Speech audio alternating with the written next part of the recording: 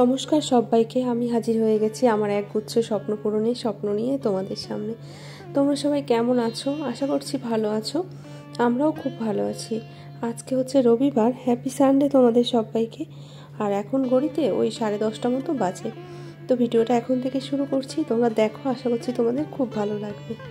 আজকে উঠতে একটু দেরি করেছি, কারণ কি বলো তো, আজকে রবিবার আর সারাটা সপ্তাহ জুড়ে না খুব খাটাখাটনি গেছে। প্লাস সকালবেলা ঘুমটাও ঠিকঠাক হয়নি। ওদিকে রাতে তো ঘুমাতে ঘুমাতে অনেকটাই রাত হয়ে যায়, আবার এদিকে সকাল সকাল উঠতে হয়, চন্দনকে টিফিন বানাতে হয়। এমনিতেও শোনো, স্কুল থাকলে তো ওই 6:30 7টা, মানে 7টা বাজে উঠতে, কিন্তু এখন তো ওই 6টার আগেই উঠে পড়তে হচ্ছে, কারণ চন্দন ওই প্রায় দিনই 6:30 7:30 এরকম বেরিয়ে যাচ্ছে। এবার আমাকে সকাল সকাল উঠে ওর টিফিনটা বানিয়ে দিতে হচ্ছে। এবার না ঘুমটা ঠিকঠাক হয় না, জানো তো। আর আমি না ভীষণ ঘুমপ্রিয় একটা মানুষ, মানে ঘুম পরিপূর্ণ না হলে আমার কোনো কিছুই ঠিক থাকে না। তো আমি কালকে রাত্রেই বলেছি যে আমাকে সকালে ডাকবে না, আমি কিন্তু অনেকক্ষণ ঘুমাবো। আর তার মধ্যে আবার কি হয়েছে, কালকে না ঘর ঝেড়েছি।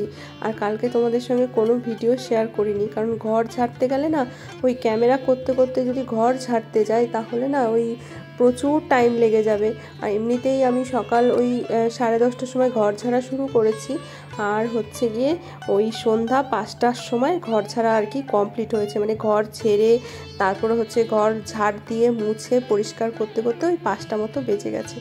তো যাই হোক, আর সেই জন্য গা হাত পা প্রচুর ব্যথা হয়েছে। ঘর ঝাড়া মানে প্রচুর, কিন্তু ভেবেছি যে কোনো মানে ধুলোবালি ঝুল সেরকম নেই, কিন্তু ঝাড়তে গিয়ে ওরে বাবারে, এমনি ওপরে উপরে দেখা যাচ্ছে কি ঝুল ফুল কিছু নেই, অল্প অল্প হালকা হালকা আছে, কিন্তু ঝাড়তে গিয়ে আমি অবস্থা পুরো খারাপ মানে আমার। তো যাই হোক, প্রচুর গা হাত পা ব্যথা হয়েছে, মানে প্রচুর। তো রাত্রে ওষুধও খেয়েছি গা হাত পা ব্যথার জন্য। তো যাই হোক, আজকে ঘুম থেকে উঠেছি হচ্ছে এই 9:30টার সময়। উঠে তারপরে হচ্ছে আমি কোনো রকমে বাসি ঘরটা ঝাড় দিয়েছি, যেহেতু কালকে ওই মুছতে মুছতে অনেকটাই বিকেল হয়ে গেছিলো, ওই জন্য আর আজকে ঘর মোছার ঝামেলাটা করলাম না। তো সেই জন্য 9:30টায় উঠেছি। উঠে তারপরে হচ্ছে ঘরটা ঝাড় দিয়ে একেবারে স্নান করে নিয়েছি। আর কিছু জামা কাপড় ছিল, সেগুলো তো দেখলেই মানে কেচে ধুয়ে মেলে দিয়ে আসলাম ছাদে। তারপরে হচ্ছে পুজোটা দিয়েছি। আর ওইদিকে ওর বাবা ছেলে বাজারে গেছে, আর বিছানাটা না তোলা হয়নি আসলে। আমি উঠেছি তারপরে আর কি ওরা উঠেছে। এবার উঠে একবার বেরিয়ে গেলে না ঘর থেকে, বিছানাটা তুলতে মানে তুলবো করে আর হয়ে ওঠে না, মানে এই কাজ সেই কাজ করতেই থাকি। আর ঘরের বিছানা যদি পরিষ্কার পরিচ্ছন্ন গোছানো না থাকে, দেখবে ভালো লাগে না, যতই তোমার ঘরবাড়ি মানে অন্য দিকে পরিষ্কার থাক। তো যাই হোক, ওরা হচ্ছে বাজারে গেছিলো, তো বাজার থেকে দেখো পরোটা নিয়ে এসছে আজকে। তো ভালোই হলো, আমি ভেবেছিলাম কিছু একটা বানাবো, তো তারপরে দেখি যে পরোটাই নিয়ে চলে এসছে। আসলে গেছিলো হচ্ছে একটু মাংস আনতে। শোনা না, রবিবার করে না একটু মাংস না খেতে পারলে কেমন একটু করে, 1 পিস 2 পিস যাই খাক, মানে খেতে চায় একটু মাংসটা। আমারও দেখি এখন এরকম শোনার সাথে সাথে মানে অভ্যাস হয়ে গেছে। তো যাই হোক, এখন হচ্ছে এই যে পরোটাটা খেয়ে নিয়ে তারপর হচ্ছে রান্নাঘরে যাবো। আর পরোটার সাথে না ঘুগনি দিয়েছে, আমার খুব একটা ভাল লাগছিল না, তো সেই জন্য আমি আবার একটু তরকারি বের করেছি। মানে কালকে তো শনিবার ছিল, নিরামিষ ছিল, সয়াবিনের তরকারি করেছিলাম, উচ্ছে আলু ভাজা করেছিলাম। তো সয়াবিনের তরকারিটা অনেকটাই রয়ে গেছে, তো সেটাই বের করে ওটা দিয়ে আমি খেলাম। কারণ ওই মানে কোনো দিন ভালো লাগে, আর এমনিতে না পরোটা লুচি রুটি এগুলো আমার আবার ভালো লাগে না। এই কয়দিন ধরে ওই সোনার বাবা যেহেতু রুটি নিয়ে যাচ্ছে টিফিন, এবার রুটি খাচ্ছি, সকালবেলা করে রুটিটাই খাওয়া হচ্ছে, কিন্তু রুটি খাওয়ার পরে না আমার ঠিক শান্তি পাই না, তৃপ্তি পাই না। তার মধ্যেও না কেমন একটু গলা জ্বালা করে রুটি খেলে, কেন কে জানে, মানে গলার মধ্যে কেমন একটা জ্বালা পোড়া করে। তো যাই হোক, খাওয়া দাওয়া করে তারপরে এই যে চলে এসেছি রান্নাঘরে। বললাম তো যে মাংস আনতে গেছিলো, আর আজকে অল্পই মাংস নিয়ে এসছে, জানি না কেন, কি মুড হয়েছে ওর। তো মাংস নিয়ে এসছে অল্প, আবার মাংসের পিসগুলো কি বড় বড় করে নিয়ে এসছে। তো যাই হোক, মাংসটা ভালো করে পরিষ্কার পরিচ্ছন্ন করে ধুয়ে নিলাম, আর খাওয়ার বাসনগুলোও মেজে নিলাম। এখন এই যে মাংসের মশলাটা করব, একদম সিম্পল মাংসের ঝোল আর ভাত করব, আর কিছু করব না।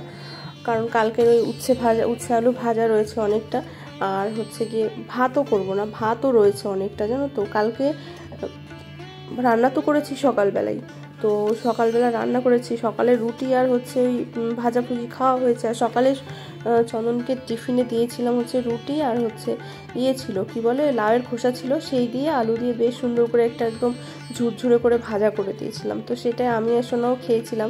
কালকে সোনাকে স্কুলেও পাঠাইনি, এবার ঘর ছেড়ে ঠেড়ে না সোনাও ভাত খায়নি, আমার সঙ্গে সঙ্গে ও অনেক কাজ করছিল।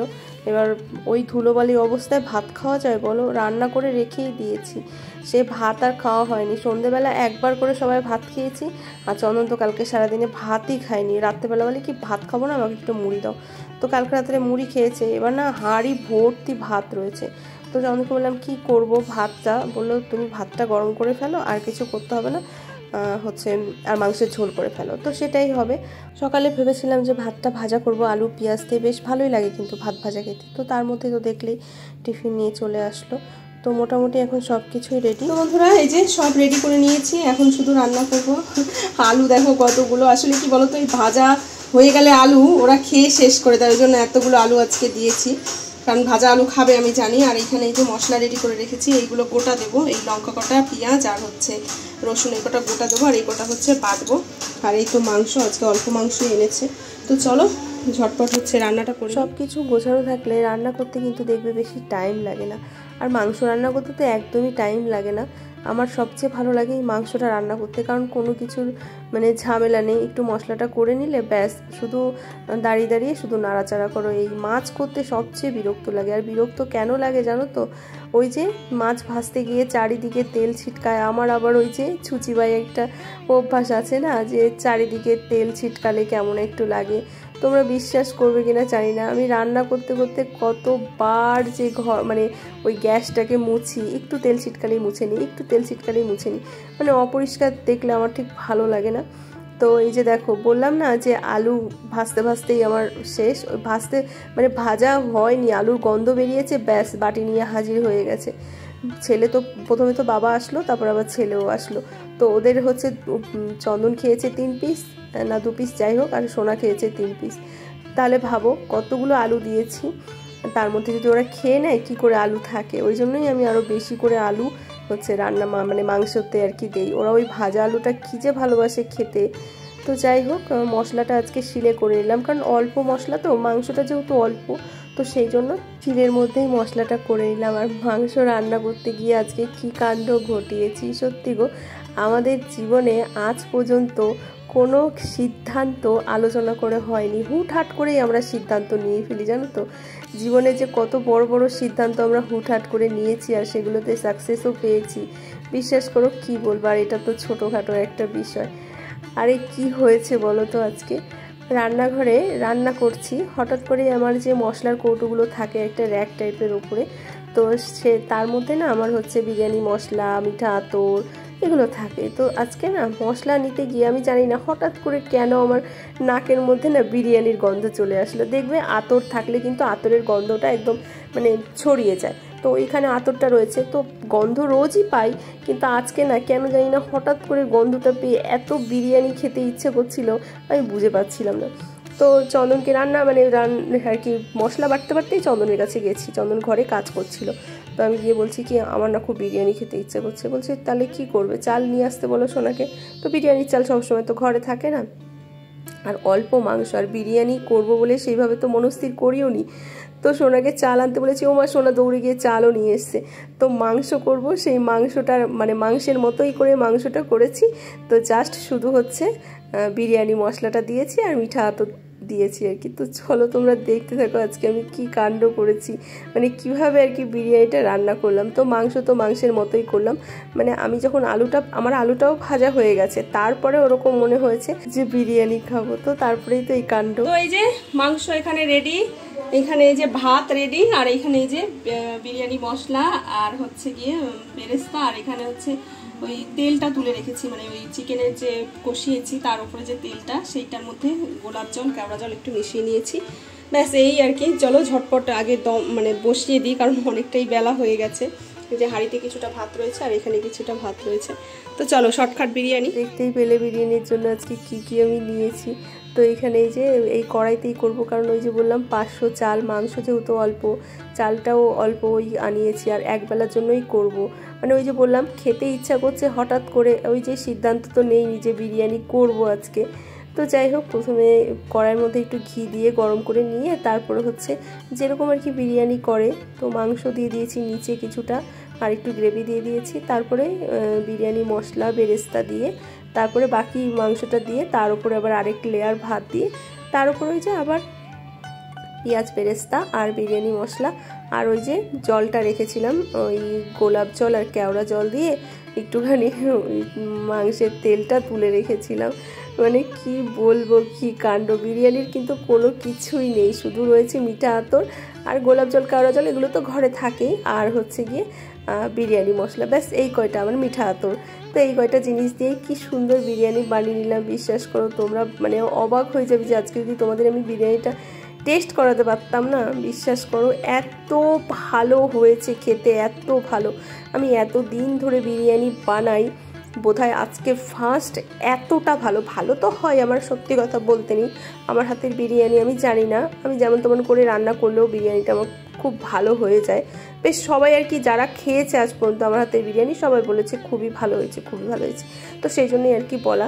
তো তার মধ্যে আমি বলবো আজকে মানে খুবই খুবই 100তে 100 আমি পেয়ে গেছি আজকে, এই রকম একটা বিরিয়ানি ভালো হয়েছে। নিজে যদি খেয়ে স্যাটিসফাই হই না, অন্য কেউ মানে অন্য কাউকে খাইয়েও স্যাটিসফাই হওয়া যায়, কারণ আজকে আমার নিজেরই খুবই ভালো লেগেছে।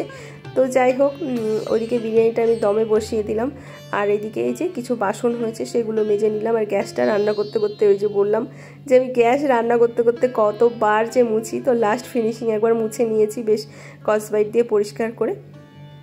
তারপরে এই যে কিছু বাসন হয়েছে, এই কটা বাসন মেজে তারপরে হচ্ছে আর কি খাওয়া দাওয়া করবো। ওদিকে বিরিয়ানিটা দম হচ্ছে, বেশিক্ষণ লাগবে না, কারণ এই কড়াইটা যেহেতু পাতলা তার উপরে বসিয়ে দিয়েছি, বেশিক্ষণ লাগবে না।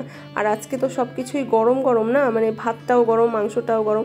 অন্য দিন কি করি, ভাতটাকে ঠান্ডা হতে দিই, মানে অনেক কিছু আর কি করি, মানে টুকটাক বেশি মানে বেশ গোছিয়ে আর কি রান্না করি। আজকে কিন্তু সেরকমভাবে কিচ্ছু করিনি, একদম চট জলদি কিভাবে যে আজকে রান্না করেছি বিশ্বাস করো।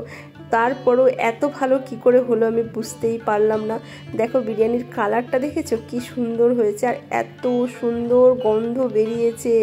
মানে আমার এখন এই যে আমি ভিডিও এডিট করছি, আমার এত খেতে ইচ্ছা করছে দেখে, যেহেতু একবেলার করা হয়েছে, অল্প করেই চাল, 500 চাল, তার মধ্যে আবার একটু রয়ে গেছিলো, তো সেটা সন্ধ্যেবেলা সোনা খেয়েছে আর কি, আর চন্দনও একটু খেয়েছিল। তো এই তো আমরা এখন বিরিয়ানিটা বেড়ে নেবো। আর জানো তো শশা নেই, একটু স্যালাডে শশা থাকলে ভালো হতো। তো এই যে দেখো ফাইনাল লুক বিরিয়ানির, খুবই ভালো হয়েছে, খুবই ভালো হয়েছে। তো চলো আমরা এখন খাই, আর তোমরা ভিডিওটা এনজয় করো, আর ভালো লাগলে অবশ্যই লাইক কমেন্ট শেয়ার করে দিও, আর নতুন যারা বন্ধু তারা কিন্তু চ্যানেলটিকে সাবস্ক্রাইব করে দিও।